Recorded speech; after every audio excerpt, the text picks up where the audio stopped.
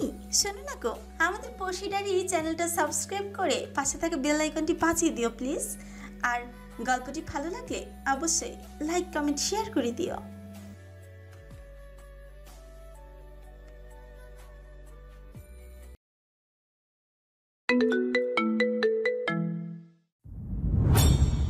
ভাইয়া বলতো একদম এর চেয়েও সুন্দর। আমি আমার প্রিন্সের জন্য কারোর সাথে রিলেশন করিনি। যদি প্রিন্স এসে আমায় তার খারাপ প্রিন্সেস ভেবে বিয়ে না করে, তাই আমি ছোট্ট থেকেই আমার প্রিন্সকে অনেক অনেক ভালোবাসি। আমার হৃদয়ে শুধু আমার প্রিন্স থাকবে, আর কেউ না। রোজ আমি আমার প্রিন্সকে নিয়ে ঘুমাতাম, বুকের মধ্যে নিয়ে ঘুমাতাম, যেখানে যেতাম সঙ্গে নিয়ে যেতাম, শুধু কলেজ ছাড়া, কারণ কলেজে এসব অ্যালাউ না। I love my Prince. আমি চাই আমি যা কিছুই করি সব আমার প্রিন্স দেখুক, জানুক আমি তাকে কতটা ভালোবাসি। সে ছাড়া আমার মনে কেউ নেই। আমার জীবনে প্রতিটি স্টেপের সাক্ষী হোক সে। আপনি জানেন আপনাকে প্রথম দেখেই আমার অমন ফিলিংস কেন হয়েছিল? কারণ আপনাকে দেখতে ঠিক আমার প্রিন্সের মতো। প্রথমে বুঝতে পারিনি, নিজেকে ধিক্কার দিতাম। আমি কিভাবে পারলাম আমার প্রিন্সকে ছেড়ে আরেকজনের উপর নজর দিতে। আবার ক্রাশ খেয়েছি, কিন্তু কেন এমন ফিলিংস হচ্ছে? কেন এত পরিচিত লাগছে? হার্ট এমন দ্রুত বিট করছে কেন? কেন আপনাকে মন থেকে সরাতে পারছি না? মাত্র কিছুক্ষণের দেখাই কি এমন হয়? যেখানে আপনি আমার টিচার, তাও আবার প্রথম দিনেই ভিলেনগিরি করেছেন। অস্থির লাগছিল খুব। তারপর বাড়ি গিয়ে আমার বালিশের নিচ থেকে প্রিন্সকে বের করে দেখলাম আপনাকে দেখতে একদম হুবহু আমার প্রিন্সের মতোই। শুধু কি তার ভাইয়ার কথা মতো, তার চেয়েও সুন্দর। সেদিনেই বুঝে গিয়েছিলাম আপনি আমার প্রিন্স। তাই আপনার দেওয়া শত শাস্তি, রাগ, অপমান কিছুতেই আমার খারাপ লাগে না। ভালোবাসি তো।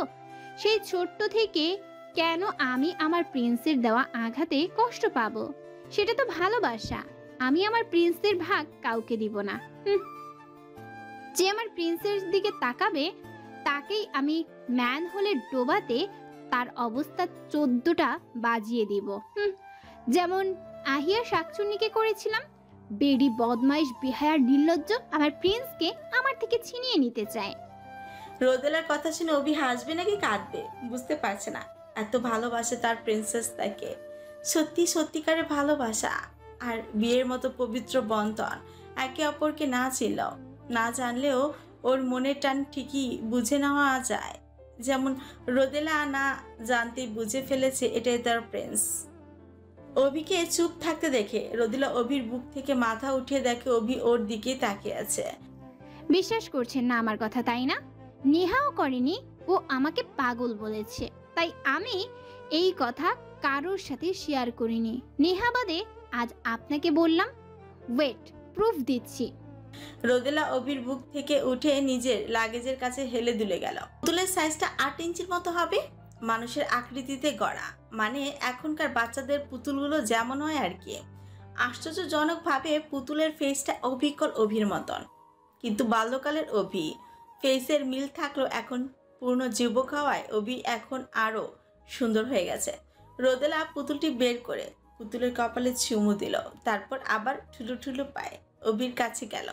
অভি তখনও আগের মতোই বিছানায় শুয়ে আছে। রোদেলা গিয়ে আবার অভির বুকে মাথা রাখলো, পুতুলটা অভির হাতে দিয়ে বলল, এই দেখুন, আমি মিথ্যা বলছি না। পুতুলটা নিজেই দেখুন, সাবধানে ধরবেন। আমি কিন্তু এটা কাউকে ধরতে দেই না, রোহান ভাইয়া এমনকি আমার আম্মুকেও না। আজ আমি ছাড়া এটা আপনাকেই ধরতে দিলাম। কেন বলুন তো? কারণ আপনিই তো এটা। আপনি আমার প্রিন্স, আমার ছোটবেলার ভালোবাসা।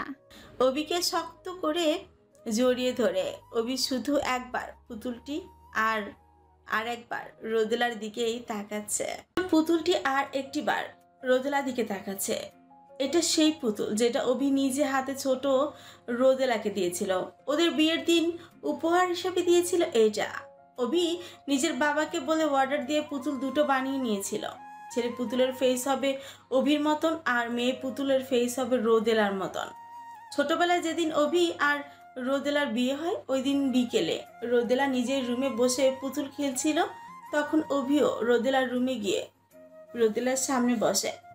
কি করছো প্রিন্সেস? পুতুলকে সাজাচ্ছি। তুমি খেলবে আমার সাথে প্রিন্স? না, তোমাকে একটা জিনিস দিতে চাই, নেবে? হ্যাঁ নেব নেব। কি দেবে আমায়? অভি তখন ছেলে পুতুলটিকে রোদেলার দিকে এগিয়ে দেয়। এই নাও, এটা তোমার। এমা প্রিন্স, দেখো এই পুতুলটা একদম তোমার মতো দেখতে। আমি যখন থাকবো না তুমি তখন এটার সাথে সময় কাটাবে, মনে করবে এটাই আমি। অভির কথা শুনে কেঁদে দিল রোদেলা, কাঁদতে কাঁদতে বলল, আমাকে ছেড়ে কোথায় যাবে তুমি প্রিন্স? তুমি জানো না তোমাকে ছাড়া আমি থাকতে পারি না। রোদেলার আড়ালে চোখের পানি মুছে। আরে দেখো তো, কাঁদছো কেন বোকামে? প্রিন্স কি তার প্রিন্সেসকে ছেড়ে কোথাও যেতে পারে? আমি কোথাও যাচ্ছি না। এই যে আমি যখন স্কুলে যাব, টিউশনে যাব, তখন তো আমি তোমার সাথে থাকতে পারি না, তাই না? সেই সময় তুমি এগুলোর সঙ্গে সময় কাটাবে, ভাববে আমি আছি তোমার পাশে। আর এই যে দেখো, এটা এটা আমার কাছে থাকবে। প্রিন্স দেখো দেখো, এই মেয়ে পুতুলটা একদম আমার মতো দেখতে। আমি যতক্ষণ তোমার সাথে থাকতে, ততক্ষণ এটা আমার কাছে থাকবে। মানে তুমি আমার কাছে থাকবে আর আমি তোমার কাছে। ইয়ে প্রিন্স, তোমার মাথায় কত বুদ্ধি! সত্যি জানো, তুমি যতক্ষণ থাকো না তখন আমার এই এতগুলো মন খারাপ লাগে, তখন আমার মন খারাপ লাগবে না। রোদেলা অভির হাত থেকে মেয়ে পুতুলটি নিয়ে ছেলে পুতুলটি পাশে দাঁড় করিয়ে খুশিতে লাফিয়ে অভিকে জড়িয়ে ধরল। প্রিন্স দেখো, এই পুতুল দুটোকে একসঙ্গে কত সুন্দর লাগছে। আমি এদের বিয়ে দিব, তারপর ওরা একসঙ্গে থাকবে। রোদেলার কপালে চুমু দিয়ে, প্রিন্স তো প্রিন্সেসকে ছেড়ে থাকতে পারবে না, ওদেরকে তো এক হতেই হবে। আচ্ছা তুমি এখন থাকো, আমি এখন যাই, টিউশন আছে তো। আবার কখন আসবে প্রিন্স? খুব শীঘ্রই। তখন এদের বিয়ে হবে তো? হবে। ততক্ষণ তুমি ডল প্রিন্সেসকে একদম কাছছাড়া করবে না, অনেক ভালোবাসবে ওকে, আর লক্ষ্মী মেয়ে হয়ে থাকবে, কেমন? তাড়াতাড়ি আসবে কিন্তু, আমি বেশিক্ষণ তোমাকে ছাড়া থাকতে পারবো না। অভি মুচকি হেসে রোদেলার কপালে চুমু দিয়ে বেরিয়ে গেল। চোখ থেকে বেয়ে পড়লো কয়েক ফোঁটা নোনা পানি। এতক্ষণ দরজার আড়ালে দাঁড়িয়ে ছিল রোহান। সে চেয়েও আটকাতে পারেনি অভিকে। তার 2 দিন পরে অভি তার ফ্যামিলির সাথে অস্ট্রেলিয়া চলে যায়। রোদেলার ধাক্কা নিতে হুঁশ আসে অভির। অতীতের ভাবনা থেকে বের হয়ে আসলো। প্রিন্স কথা বলছো না কেন? এখনো কি বিশ্বাস হচ্ছে না? বিশ্বাস করো, সত্যি তুমিই আমার প্রিন্স। এই রে, আমি তো তুমি করে বলে ফেললাম, রাগ করো না প্লিজ। আমি আমার প্রিন্সকে তো তুমি করেই বলতাম এতদিন, তাই বলে ফেলেছি। No problem my princess. কিন্তু প্রিন্স, ডল প্রিন্সেসটা কোথায়? ওটা তো তোমার আনার কথা ছিল, তাই না? আমাদের যেমন মিল হয়েছে ওদেরও তো বিয়ে দিয়ে মিল করাতে হবে। দেখো না আমার ডল প্রিন্সটা আর কতদিন তার প্রিন্সেস বিহীন থাকবে? মন খারাপ হয় তো। ওদেরও মিল হবে খুব শীঘ্রই। এবার তুমি ঘুমাও তো, অনেক রাত হলো। তারপরও ড্রিঙ্ক করছো, ঘুমের প্রয়োজন তোমার। কি কি বললে? আমি ঘুমাবো? বুক থেকে মাথা তুলে রেগে, কি হলো আবার? আমি ভুলিনি। কি ভাবছো? এত কথার মাঝে আমি সব ভুলে গেছি? না, ভুলিনি। আমি যেটা চাই সেটা চাই। প্রিন্স, তোমার প্রিন্সেস চাচ্ছে, তুমি দেবে না? শান্ত হও, কি চাও বলো, অবশ্যই দিব। Promise? Promise. I need a baby. আমার বাচ্চা চাই প্রিন্স, প্লিজ প্লিজ প্লিজ। ঘুমাও তুমি। রোদেলার মাথায় হাত বুলাতে বুলাতে, তুমি কিন্তু প্রমিস করেছো। সময় হলে পাবে, এখনো সময় হয়নি, ঘুমাও এখন। অভি রোদেলাকে নিজের বুকের উপর থেকে নামিয়ে বালিশে শুইয়ে দিল। কিন্তু রোদেলা তো ছাড়ার পাত্রী নয়। ও আজ ফুল ড্রাঙ্ক। সঠিক ভুল ভয় কিছুই ভাবার অবস্থায় নেই সে। লাফ দিয়ে উঠে বসে, আবার অভির বুকের উপর গিয়ে বসে অভিকে জড়িয়ে অভির ঠোঁটে নিজের ঠোঁট বসিয়ে দিল। ও আজকে কি থেকে কি করছে নিজেই জানে না। রোদেলাকে ছাড়ানোর চেষ্টা করতে এক সময় অভিও কন্ট্রোললেস হারিয়ে গেল। রোদেলার মাঝে। রোদেলাকে ছাড়ানোর চেষ্টা করতে করতে একসময় অভিও কন্ট্রোলেস হারিয়ে গেল রোদেলার মাঝে। পরদিন সকালে রোদেলার ঘুম ভাঙতে নিজেকে অভির বুকে আবিষ্কার করল। গত রাতে কি হয়েছে কিছুই মনে নেই। রোদেলা একটু নড়াচড়া করতে অভির ঘুম ভেঙে গেল। স্যার, আমার রুমে কখন আসলাম? নিজের মাথা ধরে অভি কোনো উত্তর দিল না। রোদেলাকে কোলে নিয়ে সোজা ওয়াশরুমে গিয়ে শাওয়ারের নিচে চেঞ্জ করে আবার রোদেলাকে বিছানায় বসিয়ে দিল। রোদেলা মাথা ধরে বসে আছে, কেমন ভার ভার লাগছে। অভি টেলিফোন থেকে ফুড রিসিপশনে কল দিয়ে লেমন জুস আর উইদাউট সুগার করা লিকারের ব্ল্যাক কফি অর্ডার দিল। খুব খারাপ লাগছে কি?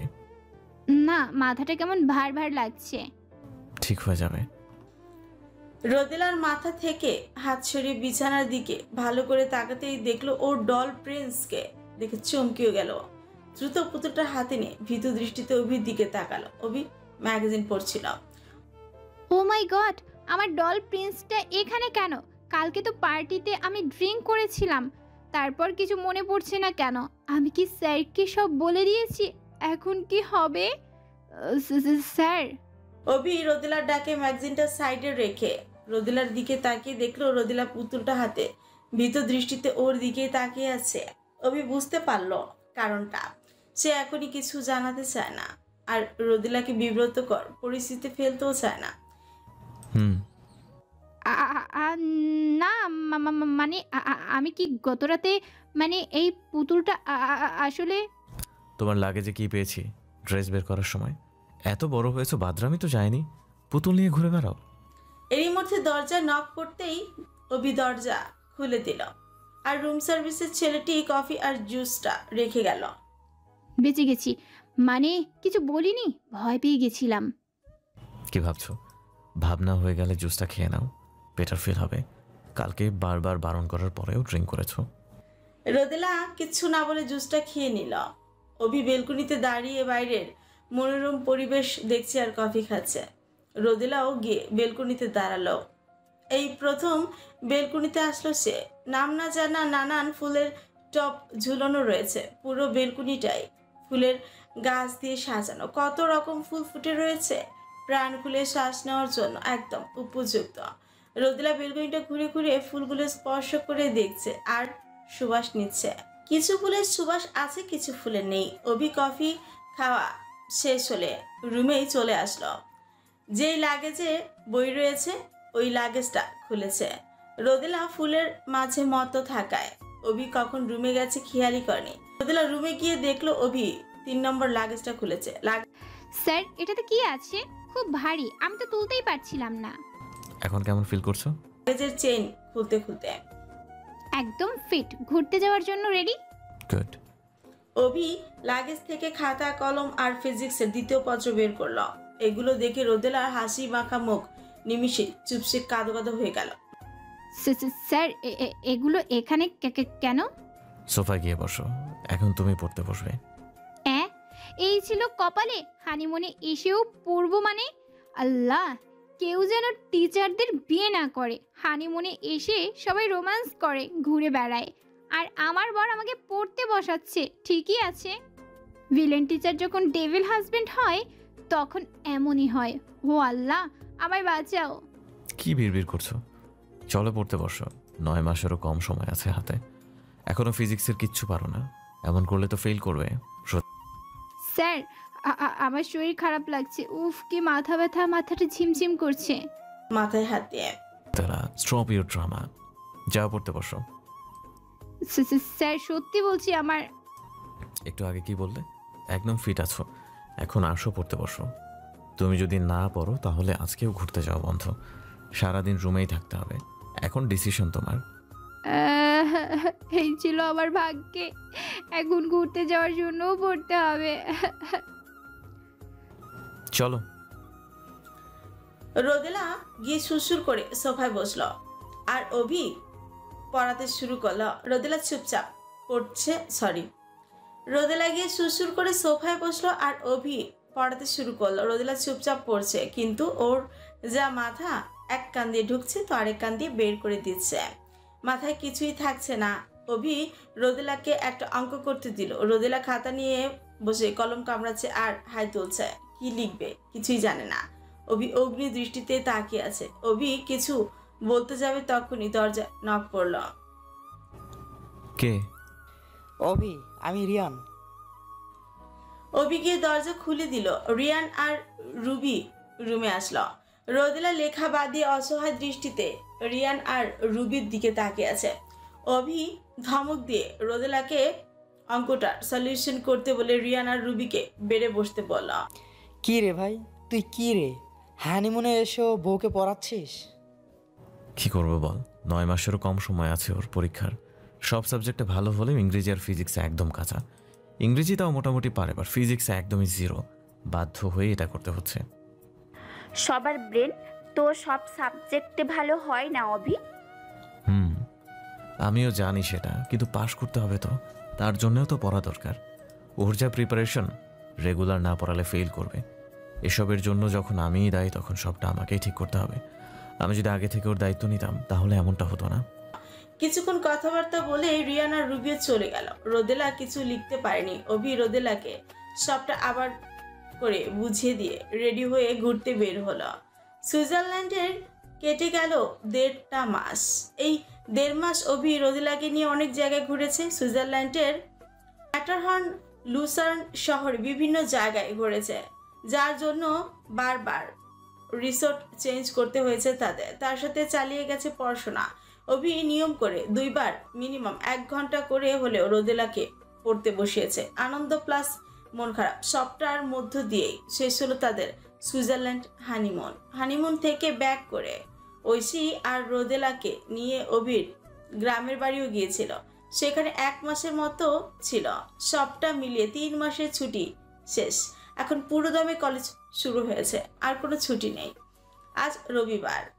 অভি সকালেই কলেজে চলে গিয়েছে। ঐশী আর রোদেলা রেডি হয়ে মাত্র কলেজে পা রাখতেই রিয়া দৌড়ে এসে রোদেলাকে জড়িয়ে ধরল। বাচ্চা হওয়ায় রিয়া এখন বেশ মোটাসোটা হয়ে গেছে, যার জন্য এখন আগের মতো দৌড়াতে পারে না।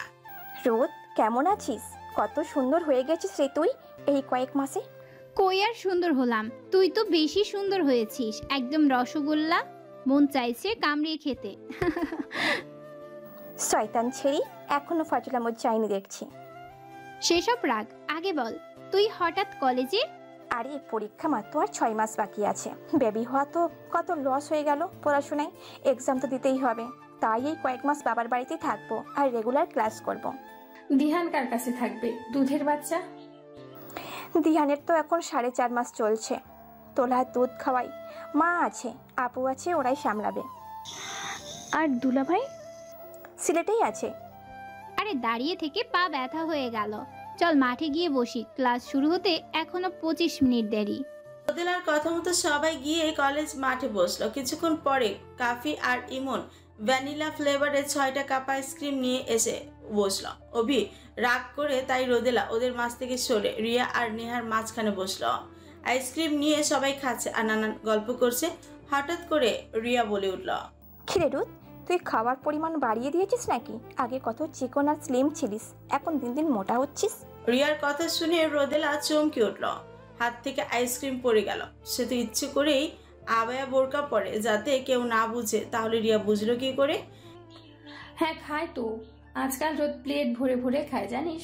আমিও অবাক এত পরিবর্তন দেখে। যে রোদ খাবার দেখে নাক সিটকাতো, সেই রোদ এখন নিজেই এটা সেটা খাওয়ার জন্য জিদ করে। কি রে রোদ, কলেজ ছুটি হওয়ার পর তোর মাথায় আবার মোটা হওয়ার ভূত চাপলো নাকি? তাই তো বলি, আজকাল রোদকে কেমন মোটা মোটা লাগে, কিন্তু এই শাড়ি মার্কা বোরকার জন্য ততটা বোঝা যায় না। আমার তো মনে হয় রোদ প্রেগনেন্ট। প্রেগনেন্ট হলে নাকি মেয়েরা বেশি বেশি খায়, যেমন রিয়া খেত। এই কথা শুনে রোদেলা বিষম খেল। নেহা রোদেলার দিকে পানির বোতল এগিয়ে দিয়ে মাথায় হালকা করে চাপড় দিতে দিতে সবার উদ্দেশ্যে রেখে বললাম, কি শুরু করেছিস বলতো? রোদ কি ম্যারিড নাকি যে ও প্রেগনেন্ট হবে? আবাল মার্কা কথাবার্তা বন্ধ কর। আরে গাইজ, মানুষ তো সারা জীবন এরকম থাকে না।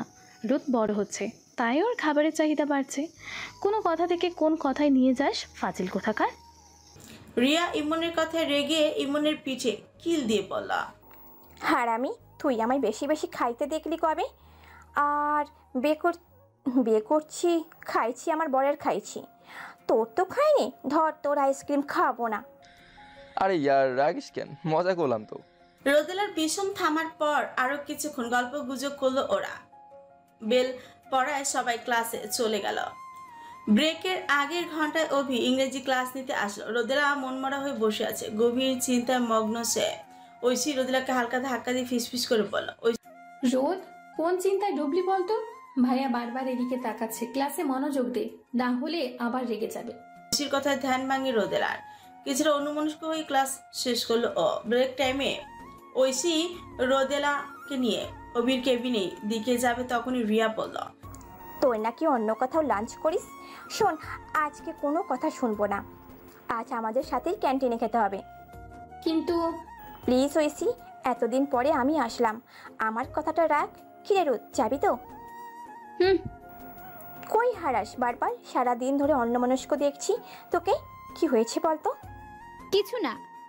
আরে ওসব রাখ, চল তো সবাই, আজ বিল তুই দিবি রিয়া। ওকে চল, আমি ইমন আর কাফিকে কল করে ডেকে নিচ্ছি। ঐশী নেহা তোরাও আই।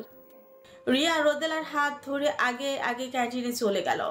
ঐশী নেহার থেকে নেহার ফোনটা নিয়ে অভিকে ডায়াল করলো, বলল যে আজ ওরা ক্যান্টিনে খাবে। একটা টেবিল দখল করে বসলো রিয়া, রোদেলা, ঐশী, নেহা, কাফি, ইমন। সবাই মিলে বিভিন্ন খাবার অর্ডার করলো। রোদেলার কিছুতেই মন নেই, চুপচাপ বসে আছে সে। ঐশী রোদেলার হয়ে নুডলস অর্ডার করলো, বেশি করে ডিম দেয়া, কারণ রোদেলা নিজ হাতে খেতে পারে না। এই 1.5 বছরে অভি নিজ হাতে খাইয়ে খাইয়ে বাজে অভ্যাস পরিণত করে ফেলেছে। নুডলসটা যদি এখন নিজ হাতে খায়, কাঁটা চামচ দিয়ে। খাবার নিয়ে আসার পর সবাই খাওয়া শুরু করে দিল। রোদ নে খা। ক্যান্টিনে এক একজন এক এক রকম খাবার খাচ্ছে। মাংসের গন্ধে বমি বমি লাগছে রোদেলার, তাও কোনো মতে চেপে বসে আছে। এবার নুডলস একটু মুখে দিতেই বমি ঠেলে আসলো। হাত দিয়ে মুখ চেপে ধরে ক্যান্টিনে ওয়াশরুমের দিকে দৌড় দিল।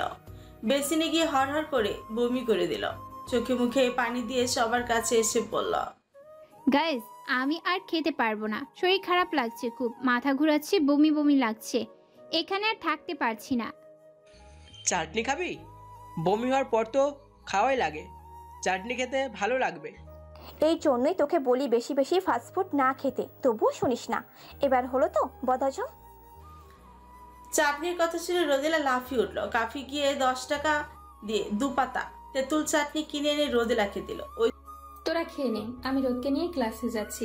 ঐশী রোদেলাকে নিয়ে ক্লাস থেকে সেটিয়ে গেল। রোদেলা আপন মনে আয়েশ করে চাটনি খাচ্ছে।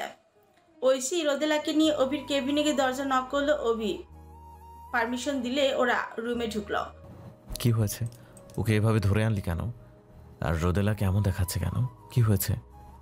বেশ অনেক হয়েছে ভাইয়া, আর না, এবার রোদকে ডক্টর দেখাতেই হবে। দেখছো না কদিন ধরে কেমন অস্বাভাবিক আচরণ করছিল। হঠাৎ করে এভাবে খাওয়ার মাত্রা বেড়ে যাওয়া, সবসময় মনমরা হয়ে থাকা, এসবের মানে কি? অসুস্থতার লক্ষণ এগুলো। আর আজকে তো। ঐশী পুরো কথা শেষ করার আগে রোদেলা বলে উঠল, থাম তো ঐশী, এতদিন ধরে সবসময় খাওয়ার জন্য ফোর্স করতি, আর আজ যখন খাচ্ছি তখন তোদের সমস্যা হচ্ছে। আমার খাওয়া নিয়ে যখন এতই প্রবলেম, তখন খাবো না আমি। কেউ আমায় খাওয়ার কথা বলবি না। আমি কি কিছু বলেছি নাকি খাওয়া নিয়ে? যত ইচ্ছে খাও, কিন্তু একসঙ্গে অনেক রকমের খাবার খেলে তো বদহজম হবে। হয়েছেই তো রিয়া, আজ সবাইকে খাওয়াচ্ছিল, রোদ 1 চামচ নুডলস খেয়েই বমি করে দিয়েছে। মানে তুমি খাবার খাওনি, খালি পেটে চাটনি খাচ্ছ? এগুলো তো আরো খারাপ। এখানে আসো। ভাইয়া ব্রেক টাইম শেষ, আমি ক্লাসে গেলাম, রোদকে দেখো। রোদেলা অপমানে সরি রোদেলা আপন মনে চাটনি খাচ্ছে। অভি রোদেলাকে টেনে এনে নিজের কোলে বসালো চেয়ারে। তারপর বাড়ি থেকে আনা টিফিন বক্স খুলে জোর করে রোদেলাকে খাবার খাওয়ালো। পরদিন কলেজ মাঠে বসে সবাই আড্ডা দিচ্ছে। ক্লাস শুরু হতেই এখনো বেশ সময় বাকি। ইমন দোকানে গেছে কোক আনতে। রোদেলা ইমনের ফোন নিয়ে গেমস খেলছে। হঠাৎ ইমনের ফোনে মেসেজ আসলো, নম্বর সেভ করা, মাই লাভ লিখে। কৌতূহলবশত রোদেলা মেসেজ ওপেন করে দেখে, জানু আজকে মিট করতে পারবা? জানু আজকে মিট করতে পারবো না, বাড়িতে ভাইয়া আসছে, রাগ করো না please, I love you, take care. Message দেখে রোদেলা শকড। রোদেলা মেসেজটি রিয়া, কাভি, ঐশী, নিহাকে দেখালো, ওরাও শকড। ইমন আবার প্রেম শুরু করলো কবে? ওদেরকে বলেও নি, সবাই রেগে ইমনকে আজ ছাড়বে না কেউই। ইমন কোপ নিয়ে এসে দেখে 5 জনই দাঁড়িয়ে আছে আর ওর দিকে রেগে তাকিয়ে আছে। রে কি হয়েছে, এভাবে তাকিয়ে আছিস কেন? তুই প্রেম করছিস? না মানে আসলে ওই আর কি। থতমত খেয়ে ক্যাবলা মার্কা হাসি দেয়। এই সবাই ধর ওকে। কথাটা বলেই রোদেলা সহ বাকি 4 জনই ইমনকে ধরতে দৌড় দিল। পরিস্থিতির সুবিধা না বুঝতে পেরে ইমনও কোকের ক্যান মাঠে রেখেই তিলোত্তর। আজ এদের হাতে পড়লে একটা মাইরও মাটিতে পড়বে না। রোদেলা ইমনের পিছে ছুটতে ছুটতে হঠাৎ মাথা ঘুরে পড়ে সেন্সলেস হয়ে গেল। রোদেলাকে পড়ে যেতে দেখে দৌড়ে থামিয়ে সবাই এসে রোদেলাকে ধরল। নেহা রোদেলার মাথা নিজের কোলে ওপর নিয়ে ডেকে যাচ্ছে। ঐশী বোতল থেকে পানি ছেড়েছে, তবু সেন্স আসছে না। কাফি দৌড়ে গিয়ে অফিস রুমে খবর দিল। ইমন রোদেলাকে পাজা কোলে নিয়ে টিচার্সদের সহায়তায় কমন রুমে নিয়ে গেল। রোদেলাকে শুয়ে দিল। ইতিমধ্যে অফিস রুমে থাকা 7 জন টিচার্স চলে এসেছে। সায়েন্সের যে কয়জন টিচার আছে তাদের সবার আলাদা আলাদা কেবিন রয়েছে, তাও 3 তলায়। নেহা আর রিয়া রোদেলার হাত পা ঘষছে, তাও সেন্স ফিরছে না। ঐশী তো বেশ ভয় পেয়ে গেছে। অবিকে কি জবাব দিবে সে? ঐশী কান্না করে দিয়েছে। একজন প্রফেসর বায়োলজি ম্যামকে কল দিয়ে ডাকল, কারণ এই ম্যাম মেডিকেল কলেজে স্টাডি করেছে। অল্পের জন্য টিকতে পারেনি, পরে ওই ম্যাম এই কলেজে প্রাণী বিজ্ঞান এর প্রফেসর হিসেবে জয়েন করে। ঐশী, স্যারকে কল কর জলদি। নিজের ফোন এগিয়ে দিয়ে কি বলবো আমি ভাইয়াকে? ভাইয়া রেগে যাবে। কাঁদতে ঐশী, স্যার তো এমনিতেই খবর পেয়ে যাবে, তুই এক্ষুনি কল কর, না হলে স্যার আরও রেগে যাবে। নেহার কাছ থেকে ফোনটা নিয়ে অবিকে ডায়াল করে বলল, ভাইয়া জলদি কমন রুমে এসো, রোদ সেন্সলেস হয়ে গেছে। কাপ্পা কাপ্পা গলায় কথাটা বলেই কল কেটে দিল ঐশী। এইদিকে অবির ঐশীর কথাটা শুনে দৌড়ে কেবিন থেকে বেরিয়ে নিচতলায় কমন রুমের উদ্দেশ্যেই চলল। যত দ্রুত সম্ভব অভি এসে দেখে রুমের চারিদিকে অনেক স্টুডেন্ট ভিড় করে আছে। অভি সবাইকে ঠেলে ভিতরে ঢুকে দেখলো রিয়া আর নেহা রোদেলার হাত পা ঘষে দিচ্ছে, আর ঐশী মাথার কাছে বসে কান্না করছে। মিসেস রহিমা বায়োলজির প্রফেসর রোদেলাকে চেক আপ করছে। অভি হন্তদন্ত হয়ে রোদেলার পাশে গিয়ে বসল।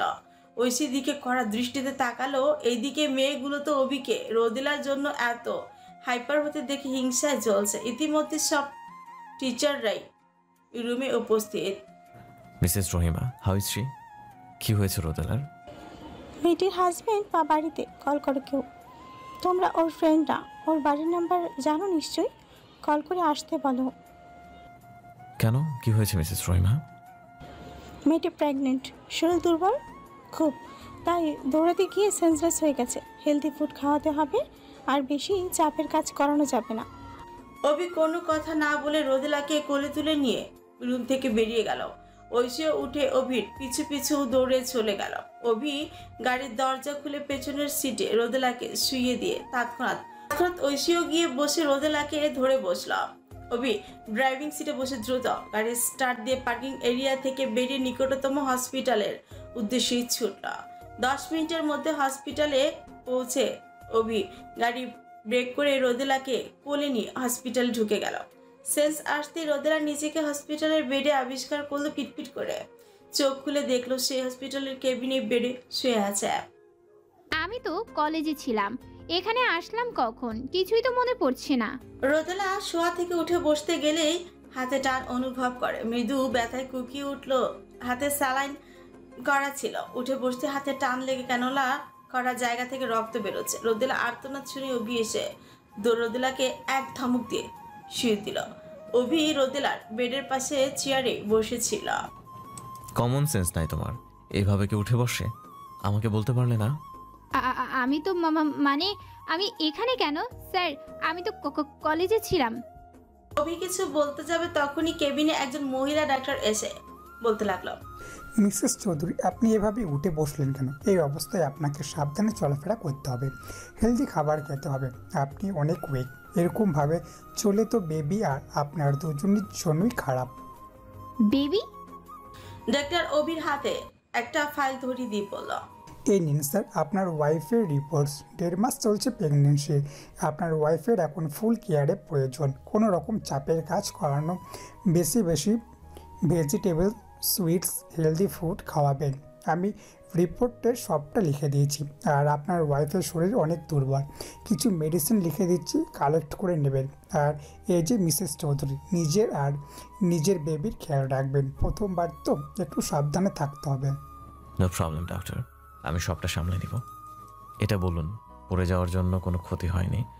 আই মিন রোদ ঠিক আছে তো?